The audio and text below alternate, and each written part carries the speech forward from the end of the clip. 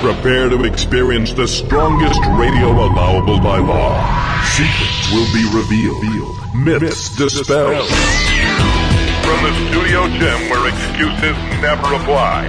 It's Superhuman Radio with your host, Carl Lanore.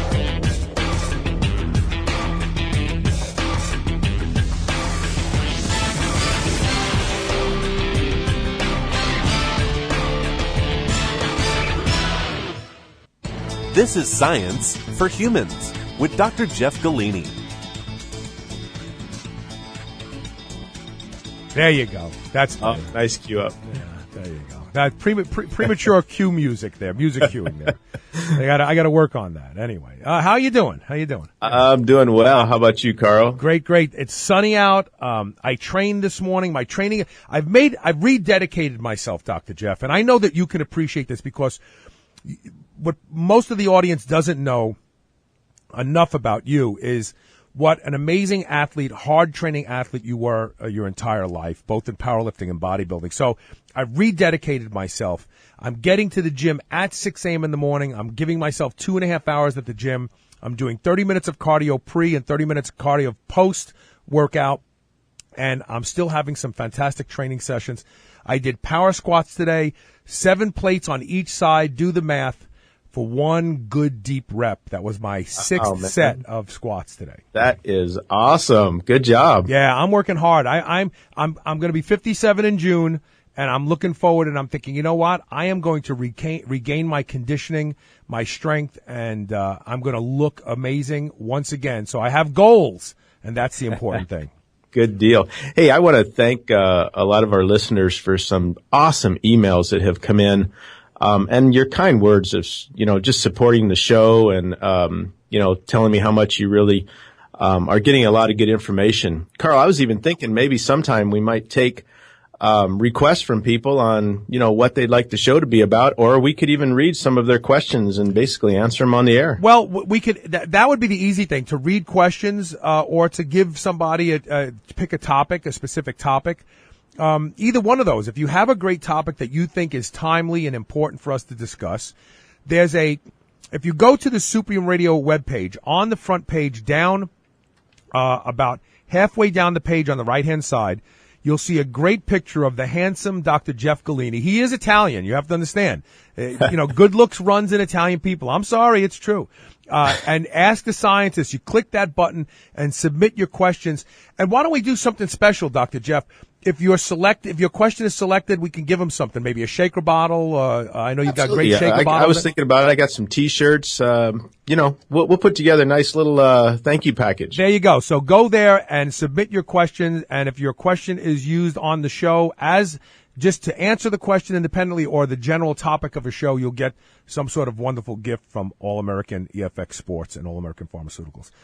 And today's subject is timely because just recently we read in the newspaper that I think it was the Attorney General in New York had done some sniffing, so to speak, about herbal supplements. They did some DNA testing. They said these supplements don't have anything that they're supposed to have in them or very, very scant amounts. What were your thoughts on that, first of all? Did they use the right kind of testing? I know that you have a whole division of your company that's dedicated just to testing things. Yeah, I think that's a really a complex question. And what I wanted to do was kind of level the playing field before we kind of get into the whole supplement realm. Please. If that's okay with you. Yeah, of course. Contact of mine from the Food and Drug Administration sent me over what they call recalls, market withdrawals, and safety alerts.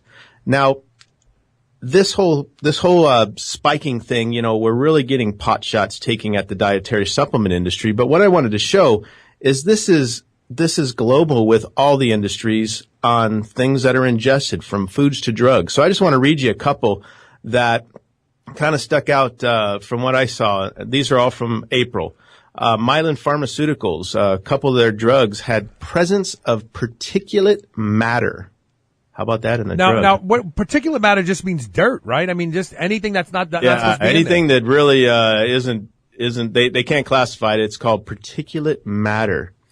Starbucks cookies, undeclared milk. Really? And there's people who have milk allergies. Yeah, Whole Foods Market, macadamia nuts, salmonella.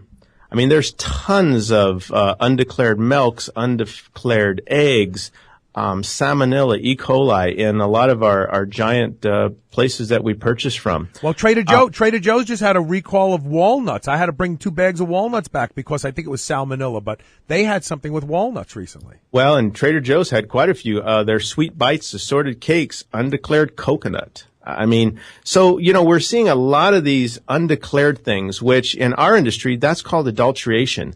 Here's one, prescription center pharmacies.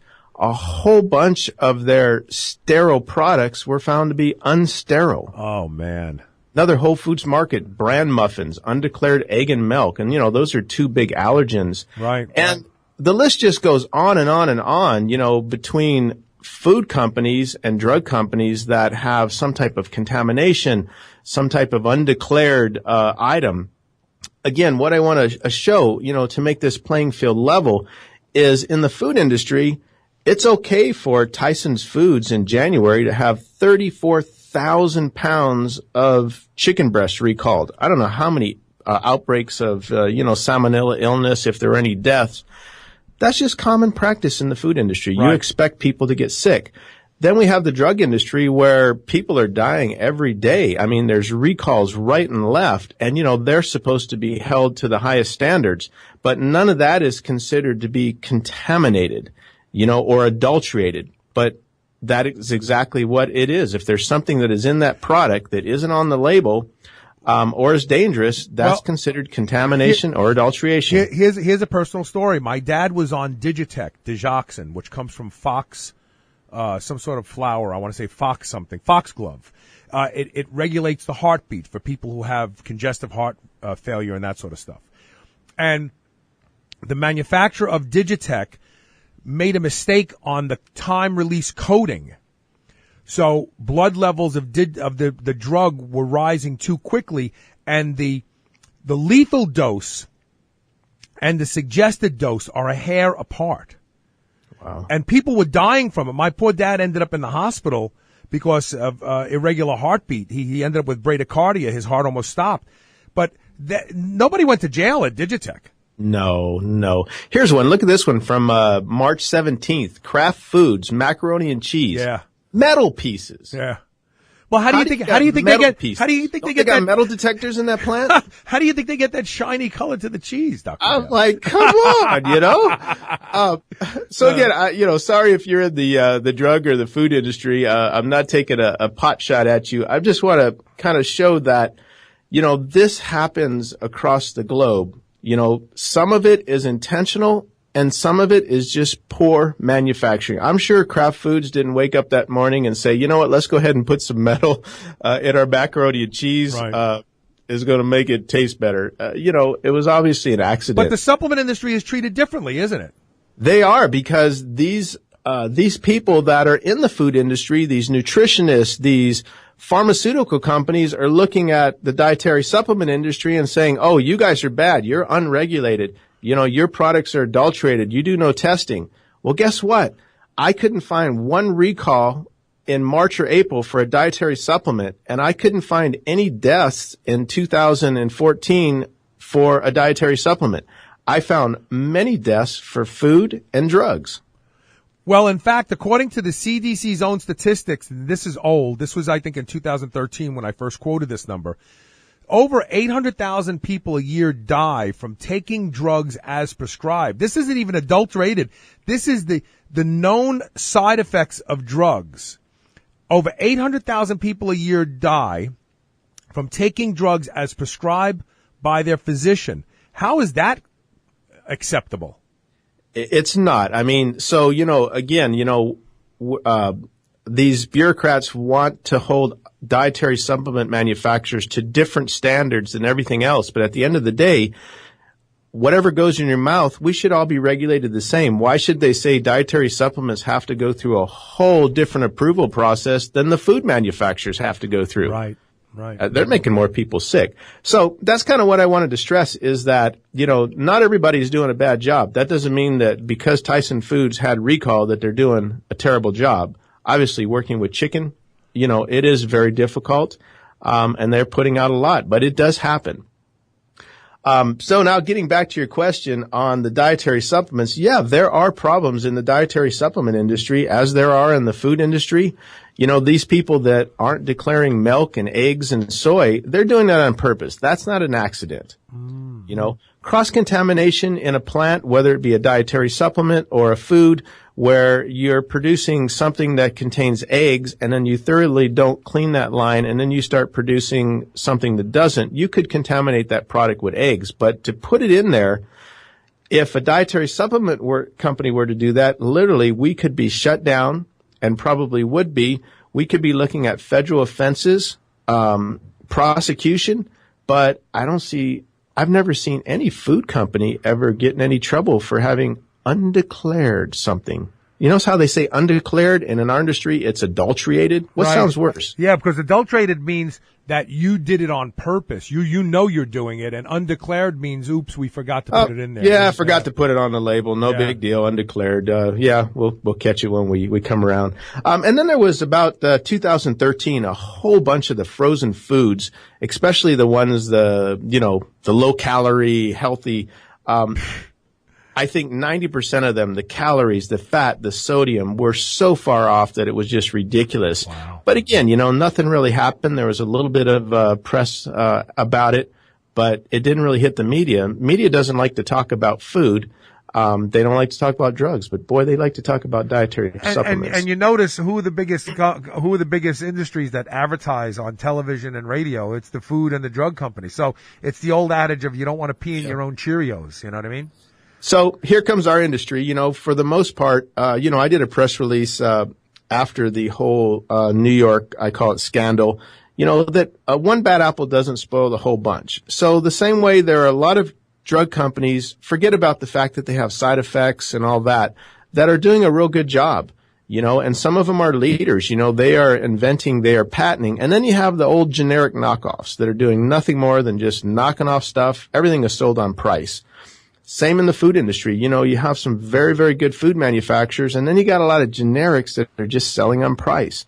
Well, the same goes for the dietary supplement industry. There are high quality name brand products that are more expensive, but there's a lot of cheap stuff. Yeah. Guess what? Cheap means cheap. How do you shave dollars, Carl, off of the price? You got to leave something out, right? Yeah, exactly. And either that thing could be quality, it could be actually real. Sourcing is a big deal. Some manufacturers, they don't pay attention to source. As long as the COA says what they want it to say, they point at that. And there's manufacturers like you who test everything against the COA. I mean, it's all these different things. All right, let's do this. Let's take a quick commercial break. When we come back, let's talk about the herbal supplement industry and the supplement industry in general. We're talking right now with my co-host, Dr. Jeff Golini. This is Science for Humans. Stay tuned. We'll be right back.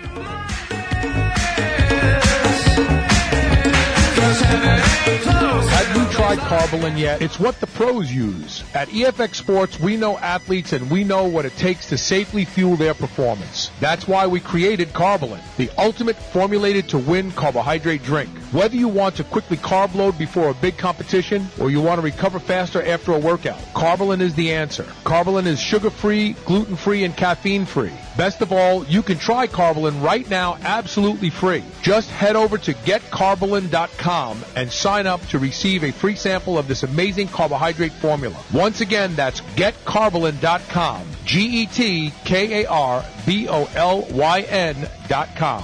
This is the Superhuman Channel, where brawn and brains finally meet.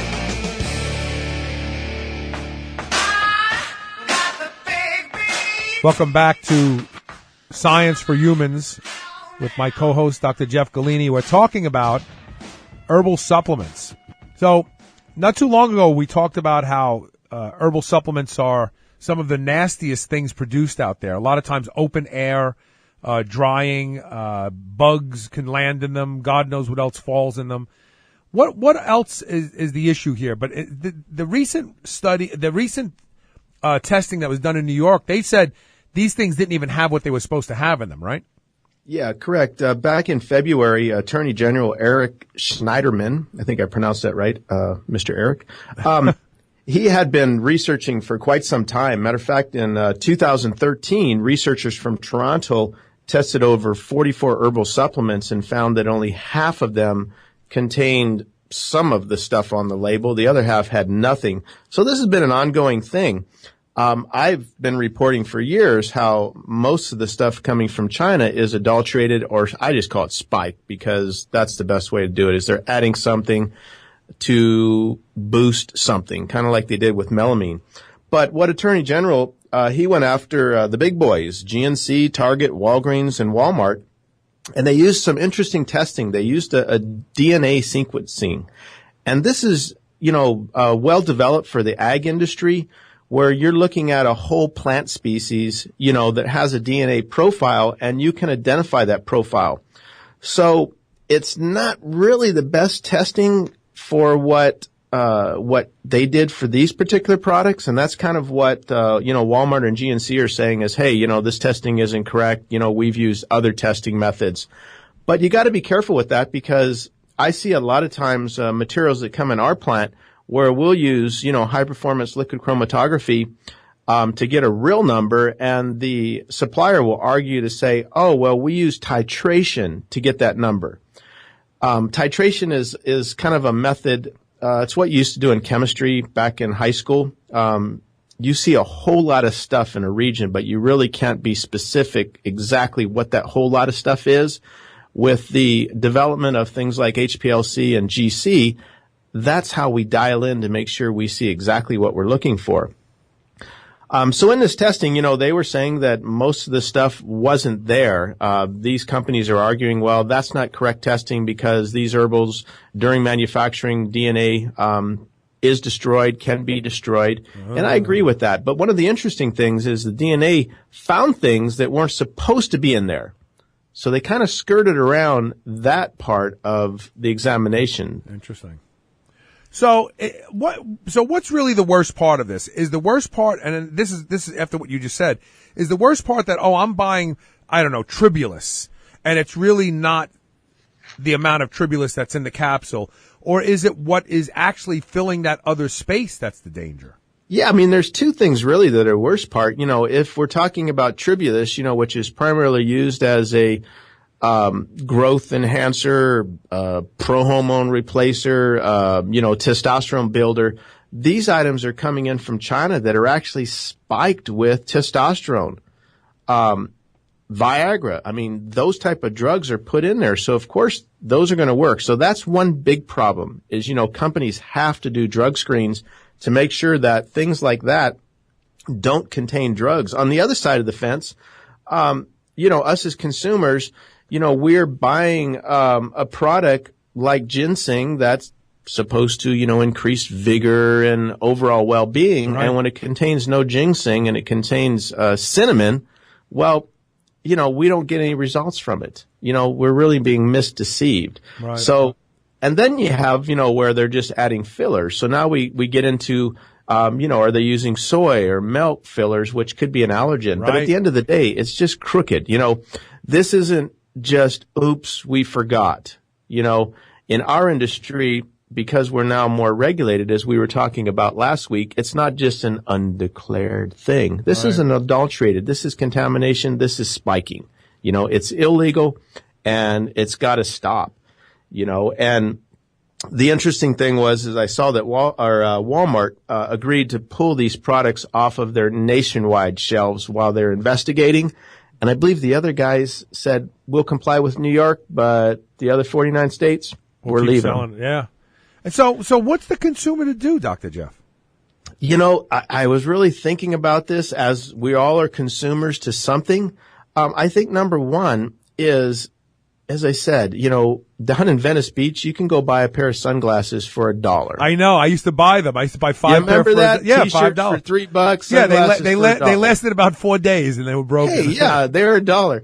Don't go buy dietary supplements at the dollar store or at these big box wholesale places.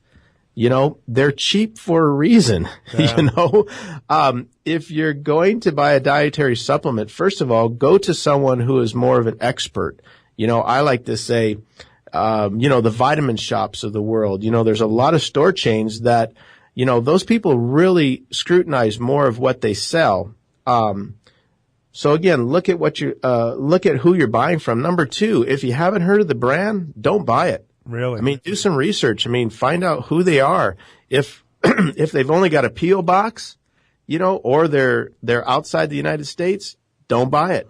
I mean, make sure they're some legitimate company that you can find, that they're tangible. We were talking about last week doing a Google Earth search. Look for their building. Yeah, right. I thought it was funny. You said, look, if they don't have a couple big dumpsters in the back, they're not doing anything. They're not producing anything. And you got to remember that most of these people don't manufacture, so there are just some marketing office that knows nothing about dietary supplements. They only want cheap because they got to make their margins. Yeah. So again, look for products that, have like an NSF certification, informed choice certification. Those are third-party certifications. Buy from reputable places that the store owners. Don't buy from, big box chains. Don't buy products because they're cheap. I was going to say, don't shop on price. I mean, don't get me wrong. If you find a product that you like, that you trust, you can look for the lowest price available. Absolutely. But don't go, I've heard of this stuff before and it's only $6 for the bottle. I think I'll try it because chances are it's not what you think it is. Well, yeah, you go into Walgreens and you see, Nature's Plus that's reputable for $14, and then you see the generic brand for $3.99. Yeah. Well, come on, it's about $2 just for a bottle and a lid and some air. And I'll tell you something. I learned this the hard way. So you think that a lot of times these companies, they like to play on the idea that the generic is possibly made by the brand name company, but it's not. And I'll tell you how cheese, right? I like cheese. I love Jarlsberg cheese. So I was buying the real Jarlsberg cheese, and then one day I decided to buy the Kroger's Jarlsberg cheese. And the Kroger's brand had no flavor, and it was like wax. And I thought, how could this be the same cheese, even though it's supposed to be the store brand instead of the name brand, and it's supposed to be cheaper? It's not the same. It's not the same. It's cheaper for a reason. They're not making it the same. And here's what you got to do on your last show when you guys were talking about GMOs. This is the way we fix this, is with dollars. We need to go into these stores and say, you know what, this is not acceptable.